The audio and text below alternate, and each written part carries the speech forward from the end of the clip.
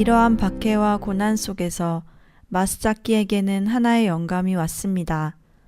농촌 전도의 첫걸음은 그 지역사회에 봉사하는 일이어야 되겠다.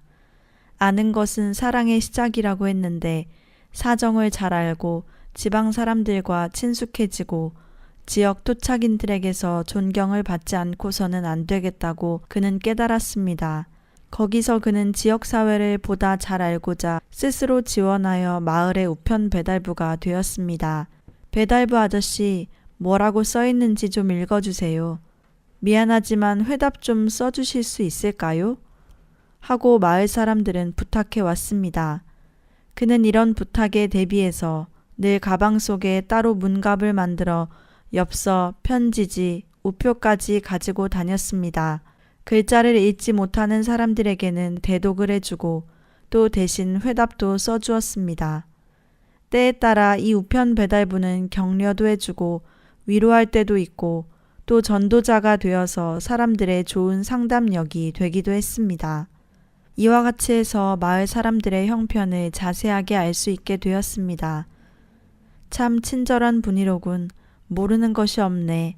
영어도 요리도 재봉도 잘하고 그림도 잘 그린다는군 하면서 이제까지 그를 냉대하던 동리 사람들도 그에게 대한 태도를 서서히 바꿔갔습니다. 그 즈음의 일로 마을의 수호신인 우부스나가미를 섬기는 사옥 건축이 준공되어 소위 천궁을 한다는 날이었습니다. 그리고 이번 천궁비의 할당도 단호히 거부하고 응하지 않았습니다. 마스자키에게 인도된 그리스도인들은 모두 우리들이 경배해야 할 신, 우리들이 헌금을 한다면 그 신은 여호와 하나님밖에는 안 계신다고 말하며 그 할당 금액을 거부하고 말았습니다. 문제는 당연히 예상했던 대로 분규를 가져왔습니다. 신사의 문제에 반대를 하는 것은 우리 일본 민족의 미풍인 경신숭조 정신을 해치는 것이다. 분수가 있지 이즈모 다이샤 지척에서 국적 같은 언동은 절대로 용서할 수가 없다. 고 중로는 경화되고 사람들은 어떻게 해서든지 기독교도 박멸책을 협의하느라고 법석이었습니다. 결국 기독교인 전부를 공동체에서 절연시켜 아주 따돌리기로 하였습니다. 이것은 마을에서 가장 혹독한 제재 방법이었습니다.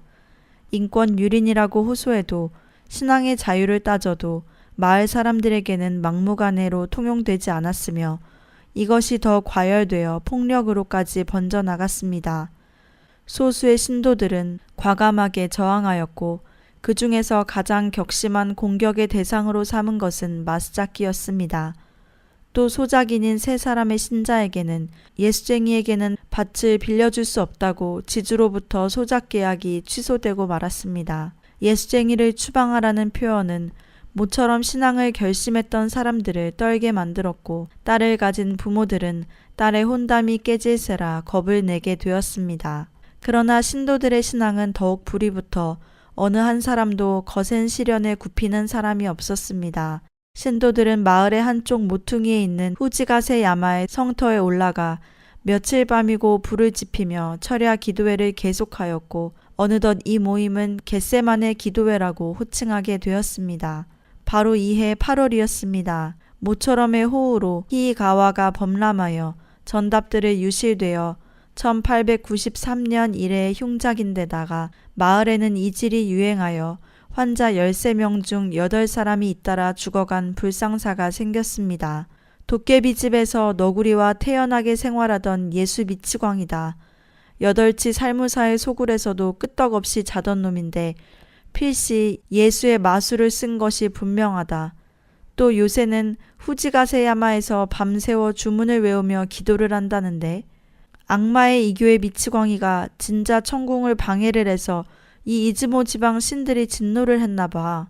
스사 노오노 미코도 이래 처음으로 히이가와 부정을 탔어. 아냐, 놈들이 히이가와의 동물을 풀었대. 이런 식으로 꼬리에 꼬리를 물어 엉뚱한 헛소문은 마을을 발칵 뒤집어 놓아 마침내 동민은 폭도로 바뀌어 거적대기를 펴서 깃대에 매달고 죽창을 들고 습격을 하려고 했습니다. 경찰은 마을 사람들의 공포와 증오와 저주에 관역이 되어 있는 마스자키를 포박하여 우선 유치장에 구금을 했습니다. 이것은 어느 의미에서는 보호이며 이로 인해 마스자키는 죽창에 벌집같이 난자를 당하는 위급은 면할 수 있었습니다. 경찰서에서는 마스자키를 몇 번 신문을 해봐도 그에게서 어느 것 하나 불법으로 다스릴 만한 죄목을 찾지 못하여 오히려 이제는 그들이 마스자키에게 얼마간이라도 몸을 숨기고 있어달라고 애원을 하는 판이었습니다. 마스자키도 이제는 어쩔 수 없다고 생각되어 이즈모와 비고와의 경계지역에 있는 시토도바라에 당분간 은신하기로 하였습니다. 시토도바라 부락은 와이촌에서 약 20km 정도 떨어져 있는 숯 고장이었으며 그곳에는 큐슈 치쿠호 탄광에서 석탄 광부로 있던 이들이 몇 집 와서 살고 있었습니다. 그 중에 기독교에 관한 이야기를 들은 적이 있는 몇 사람이 그가 난을 피하여 이곳으로 온 것을 알고 기뻐하며 맞이해 주었습니다. 마스자키는 그들 속에 끼어들어 침식과 기거를 같이 하고 숯 굽는 일을 같이 하면서도 생각은 늘 전도하던 Y마을로 달리고 있었습니다. 그곳을 떠난 지 벌써 수십 일이 지났습니다. 마을보다 이른 단풍은 온 산을 비단에 수놓은 듯 아름답게 모양을 바꾸었는데 이때 그는 문득 쿼바디스의 이야기가 머리에 떠올랐습니다. 그는 기도하였습니다. 주님, 용서하여 주시옵소서.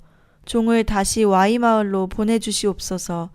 임지 로마로 가서 과감하게 십자가에 순교한 베드로와 같이 저도 Y마을을 위해 목숨을 버리게 해 주시옵소서. 기도를 마친 그는 Y마을에서 십자가에 달릴 것을 각오했습니다.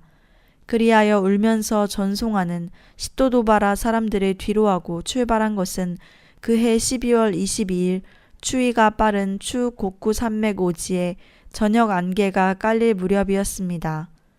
Y마을에는 깊은 밤중에 닿을 수 있도록 그는 산길을 재촉했습니다. 여러 개의 고개를 넘고 위험한 골짜기와 내를 건너 한 사람도 걸어보지 못한 험한 산을 고향도 아닌 죽을 곳을 찾아 돌아가는 길이었습니다. 밤 10시경 가장 험난하다는 오오마키노 시시오 하나에 도착했습니다. 고개는 그곳에서부터 내리막으로 바뀌어 앞으로 8km가량 가면 Y마을에 이릅니다. 중천에 뜬 달빛 속에 모호하게 퍼져 있는 Y마을 분지. 이제 그는 예수님이 예루살렘을 바라보시며 통곡하시던 때의 모습이 문득 생각났습니다. 예루살렘아, 예루살렘아, 선지자들을 죽이고 내게 파송된 자들을 돌로 치는 자여, 암탉이 제 새끼를 날개 아래 모음같이 내가 너희의 자녀를 모으려 한 일이 몇 번이냐. 그러나 너희가 원치 아니하였도다. 이때 그는 위험을 예감했습니다. 수명의 얘기 소리가 산 위에서 들려왔습니다. 굽어진 길 모퉁이를 막 도는 순간 그는 등렁쿨에 발목이 휘감긴 채 벼랑으로 던져졌습니다. 거기까지는 기억을 더듬겠는데 그 다음은 의식을 완전히 잃고 말았습니다. 다음 날 일찍 의식을 회복해보니 전신의 타박상으로 피투성이가 되어 이곳에서 통칭 센조오이와라고 불리우고 있는 수십 미터 낭떠러지 밑에 채여 떨어져 있음을 비로소 깨달았습니다. 왼손은 뼈가 부러지고 허리는 통통 때문에 가눌 수가 없었습니다. 자칫 잘못 떨어졌었다면 즉사했을 것이고 한 10여 센치만 벗어났더라도 센조오이와 밑에 굽이치는 깊은 물속에 빠져 있었을지도 모르는 일이었습니다. 그는 너무도 심한 중상으로 움직일 수가 없었고 도움을 청하려고 해도 지나가는 사람이 없었습니다. 기어서 움직여 보려고 했지만 전신의 고통과 아픔으로 몇 번이고 실신을 했습니다. 여리고에서 강도를 만났던 나그네도 이랬을까 하는 생각에 미칠 정도였으나 선한 사마리아인이 이곳에는 나타나지 않았습니다. 꼼짝하지 못하고 그날도 그만 저물었습니다. 물 한 모금 입에 넣지 못한 채 갈증과 굶주림으로 지쳐 눈은 돌고 목은 잠겨 목소리도 안 나왔습니다. 날이 밝은 다음 날 25일은 비가 내렸습니다. 온 몸은 물에 빠졌던 쥐 같고 배고픔과 심한 통증에다 추위까지 겹쳤습니다. 문득 머리를 드니 마침 벼랑 모서리에 야생의 들감나무가 한 그루 있는데 푹 익은 감열매가 방울 달리듯 열려있는 것이 눈에 띄었습니다. 목에 타들어오는 허기를 느끼면서 그는 겨우 움직이는 오른쪽 손발로 여러 시간을 보내 감나무 밑까지 이르렀으나 그 이상은 어찌할 도리가 없어 익은 감을 쳐다보며 군침만 삼킬 뿐이었습니다. 그런데 이때 난데없이 수십 마리의 까마귀가 날아와 감나무에 앉았습니다. 그 바람에 수십 개의 감이 그의 둘레에 후두둑 떨어져 그는 누운 채로 감을 입에 넣어 허기를 면할 수 있었습니다. 예언자 엘리야를 까마귀가 도왔다는 옛 고사는 3000년 전 구약시대에 있었던 것에 그치는 것이 아니라 마스잡기에게도 그 사실이 현실로 나타났던 것입니다. 여호와 일에 하나님이 여기에도 같이 하신다는 사실에 마스잡기는 감격했습니다. 들 원숭이들 한떼가 밀려오더니 등넝쿨에 매달려 바위 언저리를 더듬어 절벽을 기어오르는 것이 보였습니다. 유심히 보니 곳곳에 약 30cm 정도 간격으로 튀어나온 바위 뿌리가 보였습니다. 그것을 더듬어 올라간 곳에 굽은 비탈길이 이어져 있었습니다.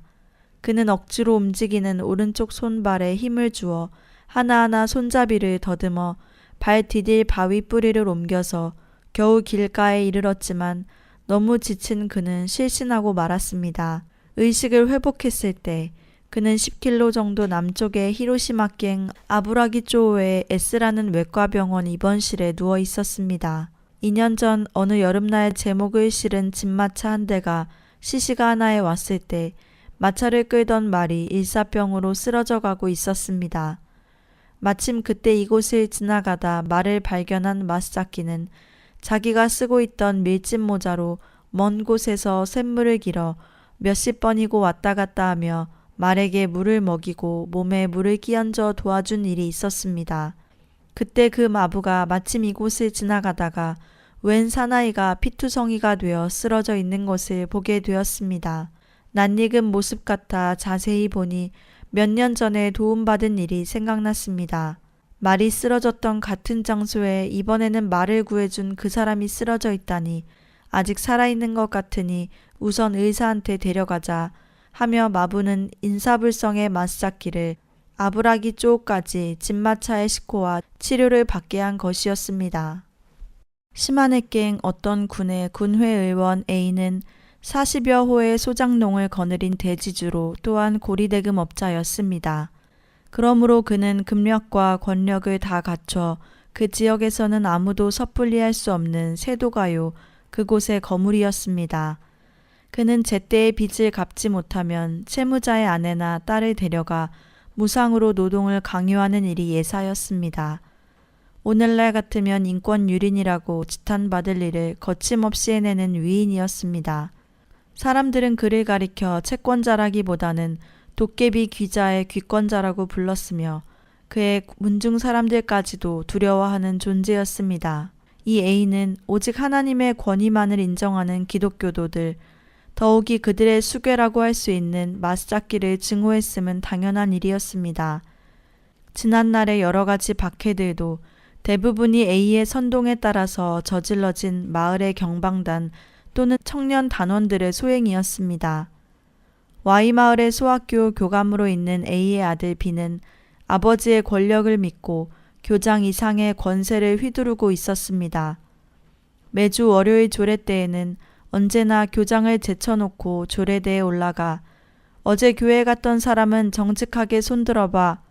정직하게 손들지 않으면 나중에는 혼낼 테니 들어봐. 옳지, 지금 손든 사람 앞으로 나와 하고 말했습니다. 교실에서도 마찬가지로 거듭했습니다.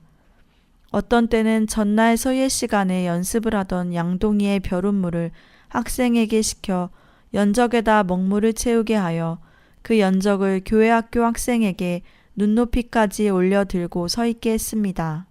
그 학생의 팔에 힘이 빠져 연적이 기울어지고 먹물이 옷에 흐르면 아이는 그만 울음을 터뜨리고 다른 아이들은 이것을 보고 우습다고 소리내어 웃었습니다. 이런 일이 생긴 뒤부터는 마스잡기의 교회 학교에 오는 학생 수가 날로 줄어들고 말았습니다.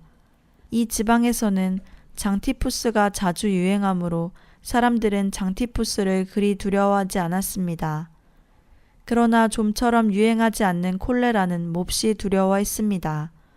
콜레라는 심한 구토와 설사 끝에 급사하는 까닭으로 소리만 들어도 떠는 그들인데 난데없이 A가 콜레라에 걸려 어이없이 급사를 하고 말았습니다.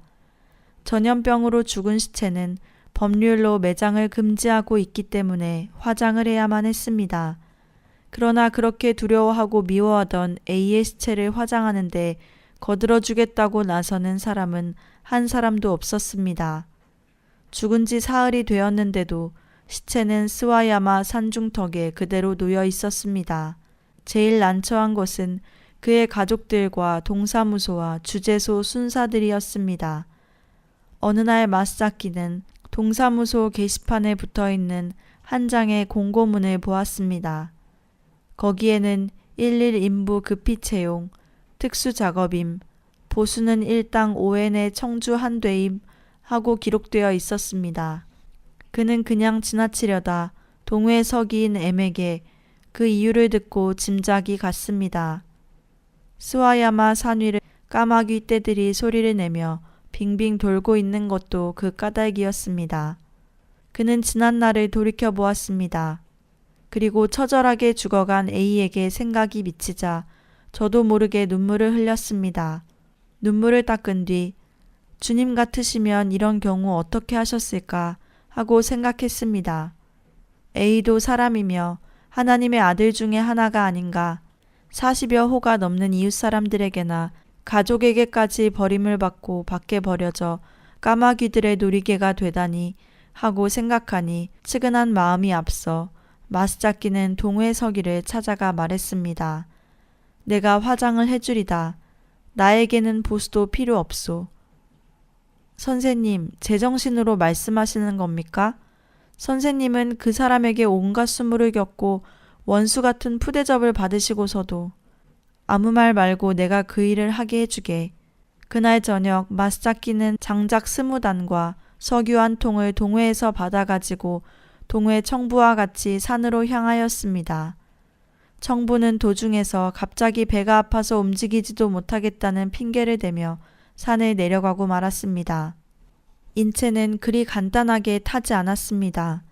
마스자키는 시체를 이리 굴리고 저리 굴리며 태우느라 매우 고생을 했습니다. 밤새 서둘러 겨우 동천이 환하게 트일 무렵에야 시체를 다 태울 수가 있었습니다. 새로운 아침이 되었습니다. 그렇게 위세가 대단하고 아나무인이었던 A도 이제는 한 줌의 재로 변했습니다. 그의 영혼을 위하여 기도하리라. 무릎을 꿇고 간절하게 기도를 드리고 눈을 떠본즉 유골단지를 든 A의 아들 비와 꽃과 분향을 가져온 몇 사람이 다가오고 있었습니다. 그러더니 조금 떨어진 곳에서 멈추어 몇 번이고 이쪽을 향하여 허리를 굽히는 것이었습니다. 근처에 석불이 세워져 있으니 아마 그 석불을 경배하는 줄로 알았지 마스자키 자신에게 경배하는 줄은 몰랐습니다. 마스자키가 그들에게 다가가니 비는 그만 땅에 두 손을 짚고 선생님 용서해 주십시오 하고는 더 말을 잇지 못하고 발밑에 엎드려 소리내어 울었습니다. 불은 모든 것을 정화한다고 합니다. 이제 당신 아버지도 정화되었습니다. 마스자키는 그렇게 말했습니다. A의 유족들은 얼마 안 있어 모두가 회개하고 주님을 믿기로 결심하였으며 주님의 제자가 되었습니다. 더욱이 비는 가장 착실한 중견 신도로서 마스자키를 적극 협조하게 되었습니다. 마스자키가 이 마을에 들어온 지 6년째 되던 해의 일이었습니다. 어느 날 밤에 누군가에 의해 마스자키는 잠에서 깨었습니다. 심부름을 왔는데 자초지종을 천천히 말씀드리기로 하고 우선이 가마에 타주셨으면 고맙겠습니다. 하며 마스자키에게 간청을 하는 것이었습니다. 사정은 짐작도 안 가지만 말하는 대로 가마에 올라탔습니다. 칠흑 같은 산길을 앞서가는 등불을 쫓아 가마 양옆에 붙어가는 5사람과 더불어 소리 없이 달려가고 있었습니다. 행선지도 모르고 용건도 전혀 모르는 상태로 가자니 마스자키는 이건 또 기독교 박멸을 위한 무슨 새로운 수법인가, 어느 먼 산속이나 깊은 개천 속에 나를 빠뜨리려는 흉계가 아닐까 하는 불안이 따르기도 했습니다. 당시만 해도 그에게 대한 박해가 치열해서 갖은 방법으로 수단을 바꿔 방해를 해오던 때였으므로 그리 생각하는 것도 무리는 아니었습니다. 가마는 멈췄습니다. 그곳은 이 마을에 토착한 지 제일 오래된 명문 SC 댁의 현관이었습니다. 마스자키는 마치 여우에게 홀린 듯이 어느 방으로 안내되었습니다. 집주인의 말을 들으니 딸 가요의 목숨이 경각에 이르러 내 소원이 무엇이냐고 물었더니 기독교 선생님을 만나게 해달라고 막무가내로 졸라대기에 송구스럽지만 염치를 불구하고 이 깊은 밤에 모셔오게 되었으니 제발 다 죽어가는 딸아이를 좀 봐주십시오 하는 것이었습니다. 기독교 목사가 명문인 SC 댁을 출입했다는 소문이 퍼질 경우에는 주위의 지탄과 수모를 받을까 두려워 시내에서 의사를 불렀다는 핑계를 대려고 밤에 몰래 가마로 부른 것이었습니다. 당시의 가마는 고귀한 신분만이 탈 수 있는 것으로 이 지방에서는 최상급의 신분을 가진 사람만이 타는 것이었습니다. S가의 귀동딸 가요는 나라 여자 고등사법에서 공부하던 재원으로서 재학 중에 몇 번 기독교에 관한 이야기를 들었습니다. 기독교에 관해서 자세하게 듣고 싶어 하던 가요는 폐환으로 공부를 도중에 중단하고 고향으로 돌아왔지만 병세는 회복되지 않았습니다. 이제 여명이 얼마 남지 않은 것을 알고 있는 그녀는 어떻게 해서든지 죽기 전에 기독교 목사님을 만나고 싶다는 것이 소원이었습니다. 이야기는 거슬러 올라갑니다. 가요 양이 귀양 후 얼마 안 있어 가마를 타고 나들이를 다녀오는 도중 마을 앞 작은 개울에 걸려있는 나무다리 밑에서 있었던 일을 영원히 잊을 수가 없었습니다. 이 다리는 통나무를 조립해 놓고 그 위에 흙을 씌워 놓은 초라한 다리였습니다. 그런데 그 다리 한복판에 구멍이 뚫려 있어 어두운 밤에는 위험했습니다. 이것을 본 마스자키는 누구의 부탁이 있어서가 아니라 자신의 연장을 가지고 다리 밑으로 들어가 열심히 다리를 고치고 있었습니다. 그러나 다리 밑에서 위를 향하여 못을 받기란 그리 쉬운 일은 아니었습니다. 그때 분뇨통을 쥐고 그곳을 지나가던 한 농부가 다리 밑에 사람을 자세히 보니 늘 밉게 보던 기독교의 마스자키임을 알자 옳지 잘됐다 하며 분뇨통을 일부러 기울였습니다. 다리 구멍을 통해 흐른 똥물이 그의 머리와 온몸을 뒤덮었습니다. 무슨 짓이냐 하고 손에 든 망치를 휘두르며 소리를 지르려 했으나 오물이 목구멍까지 차서 소리가 나오지 않았습니다. 그 순간 그는 번쩍 정신을 가다듬고 오 주님 부끄럽습니다. 하나님의 보내심을 받은 전도자가 이 정도로 혈기를 부리려 했으니 이 부끄러운 모습을 용서하시옵소서 하고 가슴에 손을 얹고 기도를 하였습니다. 그때 가마를 타고 다리를 지나가던 감수성이 예민한 가요 양이 이 모습을 보고 깊은 감명을 받았던 것입니다. 중태에 빠져 있다고 하는데도 가요 양의 모습은 또렷한 대로였습니다. 그녀는 단도직입적으로 구원의 요점을 질문했고 마스자키도 이해하기 쉽도록 간결하게 설명해 주었습니다. 그와 같은 박해 속에서도 굴하지 않고 떠나지 않는 기독교 목사, 머리로부터 오물을 뒤집어 씌워도 화를 내지 않고 기도하는 그 숭고한 모습, 그를 그렇게 되게 한 비결을 알고 난 그녀는 아무 주저함도 없이 선생님, 저는 믿겠어요. 지금 저에게 세례를 주세요. 그렇게 해서 안심하고 하나님 곁으로 가게 해주세요. 하고 청하는 것이었습니다. 그녀의 마지막 소원을 들은 마스자키는 머리맡에 놓여있는 세면기 물로 성부, 성자, 성신의 이름으로 내가 세례를 주노라 하여 가요 양에게 세례를 주었습니다. 마음의 평안을 얻어서인지 가요 양은 그 뒤 잠을 깊이 잘 수가 있었습니다. 잠에서 깨어난 후에는 매우 기분도 상쾌하고 식욕도 좋아졌습니다.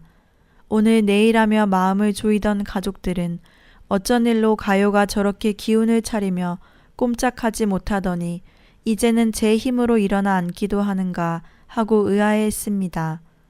얼마 후에는 성한 사람 모양으로 외출까지 할 수 있게 되었습니다. 가족들의 기쁨은 형언할 수 없을 만큼 대단한 것이었습니다. 주치의도 친척들도 모두 기뻐했습니다. 그 중에서도 가요 양의 기쁨은 이루 말할 수 없는 것이었습니다. 죽음까지 각오했던 터라 이렇게 나아서 다시 창공을 바라보게 되고 가슴 뿌듯하게 들여 마시는 공기, 입안에 씹히는 밥맛도 지금까지 느껴보지 못했던 감사와 기쁨과 더불어 그녀의 마음속에 넘치는 감격은 어쩔 수 없었습니다. 그녀의 영혼도 완전한 구원을 체험하는 귀한 감격이었습니다. 가요 양은 자기의 기쁨을 전하지 않고는 견딜 수가 없었습니다. S씨 댁의 가요 양이 기독교 이야기만 한다면서 가요 양이 그리스도인이 됐대. 이와 같은 소문은 마을 사람들의 큰 화제가 되었습니다. 마스자키가 이 마을에 온 뒤로 그 숱한 박해 속에서 기독교를 전해오기는 했지만 다른 집이면 몰라도 그 완고한 S씨 댁의 가요 양이 그리스도인이 되다니 이것은 예사의 일이 아니라고 법석들이었습니다. S씨 댁은 대대로 열렬한 니찌렌슈의 신자였기 때문에 양치는 가요 양의 기독교 신앙을 이웃들에게 큰 수치로 여기고 조상들에게는 사죄를 했습니다. 그리하여 가족들은 그녀에게 신앙을 버리도록 위협도 하고 애원도 하는 등 온갖 노력을 하였으나 가요 양의 결심은 확고부동했습니다. 부모들은 국리 끝에 니찌렌슈의 중을 찾아가 이에 대해 의논하고 어느 복술가에게도 부탁을 했습니다. 복술가의 말이 그것은 너구리가 따님에게 주술을 걸고 들어앉았으니 솔가리를 짚혀서 연기를 피워 내쫓아야 합니다. 하고 부추겼습니다. 그래서 복술가와 가족들은 가요 양을 덮쳐 누르고 솔잎을 태워 연기로 질식하여 기절을 시키고 말았습니다. 이 정도면 됐습니다. 치성과 졸가리 연기로 너구리는 쫓겨나갔다고 봅니다. 지금 괴로워하는 것은 따님이 아니고 그에게 붙었던 너구리의 악령입니다.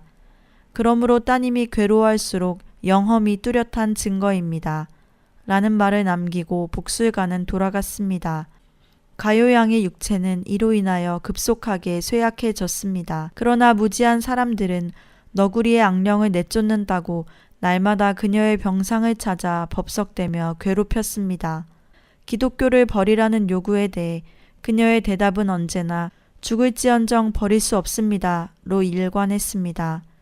그녀는 마음에 이미 어떠한 결의를 굳히고 있는 것 같았습니다. 그녀는 그리스도로 인해 핍박을 받는 자에게 주는 영광을 오히려 감사하고 있음을 가족들은 이해할 수 없었습니다.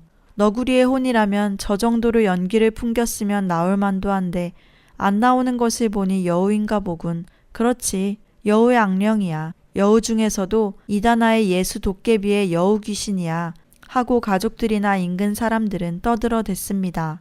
이 사건 때문에 마스자키는 다시 마을에서 미움을 받게 되었고 가요 양은 광 속에 깊이 갇히고 말았습니다.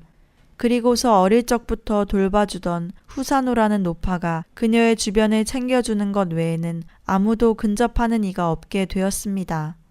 그 해도 다 넘어가는 12월 30일 아침 8시 후사노 노파는 다른 날과 같이 세숫대야에 더운 물을 담아 가요 양에게 갖고 갔더니 가요 양은 방바닥에서 정좌하고 손을 모아 기도를 하고 있는 것 같았습니다. 물을 옆에 놓아두고 물러갔습니다. 9시경에 이번에는 아침상을 들고 갔더니 아까와 같은 모습이어서 오늘은 아가씨의 기도가 꽤 기네 하고 아침상을 놔둔 채로 밖으로 나왔다가 다시 10시경에 가니 가요 양의 모습이 여전했습니다. 이상하다 싶어 가까이 가보았더니 가요 양의 몸은 이미 식어 있었습니다. 혼비백산한 노파는 2미터나 쌓인 눈속을 구르며 안채에 뛰어들어가 가요 양의 죽음을 알렸습니다. 의사의 진단으로는 숨을 거둔 지 5시간이 지났다는 것이었습니다. 병세가 악화되었음에도 불구하고 의사의 치료도 못 받고 미움 속에 팽개쳐진 그녀는 가족들에게 따뜻한 위로의 말도 듣지 못한 채 외롭게 죽어갔으나 그녀의 죽은 얼굴은 너무도 평화스럽고 숭고해 보였습니다. 가족들은 그제야 뜨거운 눈물을 흘리며 너무나 불쌍하게 내버렸던 몰인정을 후회했습니다. 가엾은 가요, 박복한 가요. 양치는 물론 친척과 이웃들의 슬픔은 좀처럼 아물지 않았습니다. 예수 귀신은 생간을 빼낸다는 소문이 있더니 이런 것을 두고 하는 말인가? 하며 그들은 이다나의 예수 미치광이 마스잡기에게 더욱 깊은 두려움을 느꼈습니다. 두 번 다시 예수 귀신이 근접하지 못하도록 또 죽은 딸에게 추선 공양을 다하기 위하여 에스텍에서는 우나미 지방 13개의 절의 승려를 총동원해서 이 마을이 생긴 이래로 가장 성대한 장례식을 거행하였습니다. 눈부시게 차려입은 중들의 울긋불긋한 가사, 수십 개의 요란스러운 큰 양산의 행렬, 기독교 추방을 위한 독경 등 연이어 계속되는 모든 불사는 모두가 반마스잡기에 대한 시위며 증오의 표시였습니다. 가요의 계명은 신비 잉도 노히 시즈 다잇이라고 쓰여 있었습니다. 가요 양이 죽으니 수종되던 후사노 노파는 자연히 해고를 당하게 되었습니다.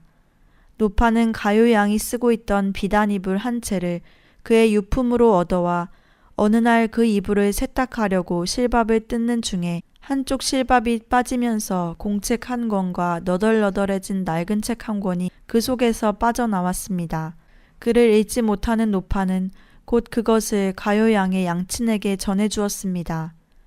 낡은 책은 신약 성경의 일부로 집안 식구들에게 빼앗기기 전에 미리 알아차리고 숨겨두고 읽었던 것 같으며 공책은 가요 양의 병상일기와 같은 것으로 죽기 이틀 전까지의 일이 자세히 기록되어 있었습니다. 그리고 어느 페이지에나 양친들과 형제들을 위해서 친척과 모든 친구와 이웃에게 이르기까지 뜨거운 애정이 넘치는 기도와 사랑이 구구절절 담겨져 있었습니다. 또 그 안에는 하나님과 예수님을 찬양하는 기쁨과 감격이 가득하게 점철되어 있었으며 티끌만큼의 원망이나 불평이 담겨진 곳은 한 군데도 찾아볼 수 없었습니다. 읽어가는 중에 듣는 이들은 하염없이 흐르는 눈물로 뺨을 적셨고 돌같이 완고한 마음도 가요 양의 그 거룩한 사랑 앞에 녹아지지 않을 수 없었습니다. 근친 모두의 사고방식은 완전히 일변하고 말았습니다. 이런 것을 알고 난 지금 느끼는 했지만 죽음으로 신앙을 지킨 가요 양의 믿음에 어울리는 장례를 다시 지내주자. 이제는 체면도 절차도 벗어던지고 양친들은 가요 양 영전에서 울며 사죄를 하였습니다. 그리하여 두 번째의 장례를 다시 치르게 되었습니다. 가요 양의 시신을 다시 묘에서 파내어 기독교식 장례를 또 한다는군. 뭐 가요 양을 발가벗겨 기둥에다 시체를 매달고 못을 박는다지. 이러한 소문과 갖가지 이야기가 입에서 입으로 소문은 꼬리에 꼬리를 달면서 장례를 다시 하게 되었고 전대미문의 기독교 장례식이라서 식장에도 아침 일찍부터 원근 각지에서 온 사람들로 인파를 이루었습니다. 식장 전면에 놓여있는 새로운 큰 묘비에는 사람에겐 버림받고 하나님께는 사랑받은 가요의 묘라고 쓰여지고 그 뒤에는 한 알의 밀이 땅에 떨어져 죽지 아니하면 한 알 그대로 있고 죽으면 많은 열매를 맺느니라 하는 성구가 새겨져 있었습니다. 장례는 물론 마스잡기가 집례를 했습니다. 그러나 그는 거기에서 한마디의 설교도 하지 않고 단지 가요 양의 얘기만 한 절 한 절 읽어 내려갔습니다. 마스잡기는 읽는 중에 가슴이 메이고 말끝이 끊어지기가 한두 번이 아니었습니다. 2월 26일 일본의 방면의 추곡구 산맥의 산기슭은 쌓인 눈이 2미터가 넘었으며 눈부신 백설 위에 늘어선 수백 명의 사람들은 가요 양에 못 박히는 장면을 보려고 모였지만 그들이 기대했던 광경은 볼 수 없었습니다. 그러나 그들은 그 이상의 것을 볼 수 있었습니다. 하우리아까머로 위의를 갖춘 에스가의 11명의 가족들이 처음에는 눈물을 주체하지 못하고 닦고 있더니 예식 중도에 일어서며 가요를 죽인 것은 저희들입니다. 우리의 무지와 미신이 저 아름다운 가요를 죽이고 말았습니다. 우리들은 참으로 잘못을 회개하고 가요가 죽음을 걸고 이겨낸 그 신앙을 본받아 가요를 구원해 주신 예수 그리스도를 지금 이 자리에서부터 믿기로 하겠습니다. 온 마을의 주민들 앞에서 맹세하겠습니다. 하고 선언하는 것이었습니다. 이제는 그들에게 신봉하던 불교에서의 파문이나 마을 사람들의 따돌림이 문제되는 것이 아니었습니다. 얼마 안 있어 11명의 세례식이 마스잡기에 의하여 거행되었습니다. 이렇게 하여 한 알의 밀로써 죽은 가요의 고귀한 희생은 마스자키의 Y마을 선교의 진전을 위한 큰 해결점이 되었습니다.